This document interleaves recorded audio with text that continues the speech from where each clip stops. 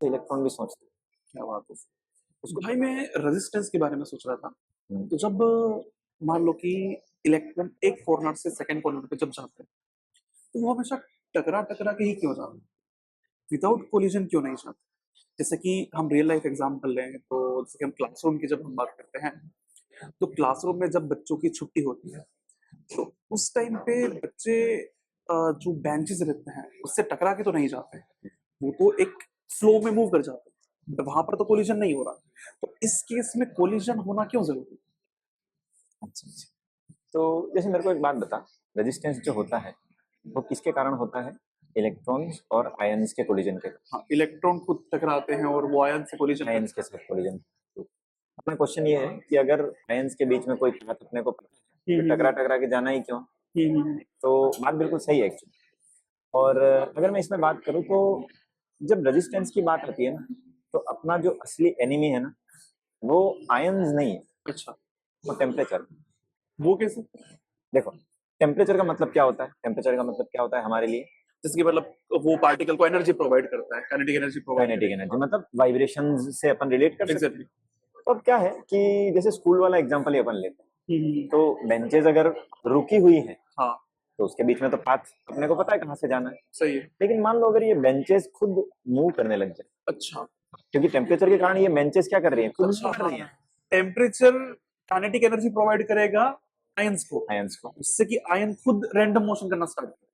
तो उस केस के अंदर क्या बेंचेस खुद मूव कर रही हैं, तो अब इलेक्ट्रॉन को टकराना पड़ता ही पड़ता अच्छा अच्छा। है। अब यहाँ तक ही खत्म नहीं होता है, एक और इसमें बहुत ब्यूटीफुल चीज निकल के आती है क्या? कि इलेक्ट्रॉन बहुत समझदार है। इलेक्ट्रॉन समझदार? इलेक्ट्रॉन समझदार। जब ये वाइब्रेशंस बहुत तेज होते हैं तो इलेक्ट्रॉन को पता चल जाता है कि random path best path. Random path best path कैसे हो सकता है? जैसे एक मेरे को एक बात बताओ, जब अपन भीड़ में फंस जाते हैं हाँ, तो भीड़ में क्या अपन अपना दिमाग लगाने की कोशिश करते हैं कि भीड़ के साथ चलते हैं? हम तो भीड़ के साथ चलते हैं। क्यों? क्योंकि उस टाइम पे आपको पता है भीड़ के साथ चलना ही समझदारी है। सबसे सुटेबल पाथ अगर मैं यहाँ पे मेरा पाथ बनाने जाऊंगा तो पॉसिबल। नहीं है।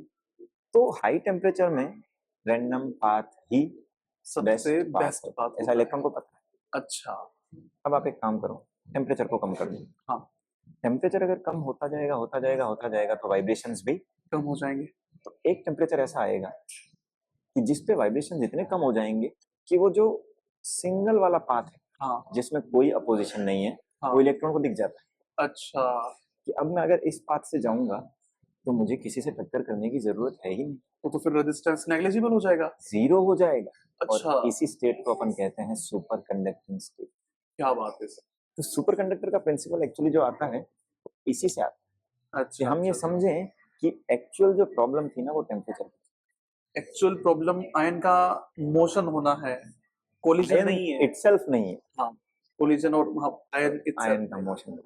तो देखो जैसे मैं हर किसी का अपना एक बिलीफ होता है, तो जैसे मुझे लगता है, हालांकि न्यूज बोर्ड को भी लगता था, मुझे क्या अच्छा, लगता है, उनको ऐसा लगता था कि नहीं जैसे हम सोचते हैं ना वैसे इलेक्ट्रॉन भी सोचते हैं। क्या बात है।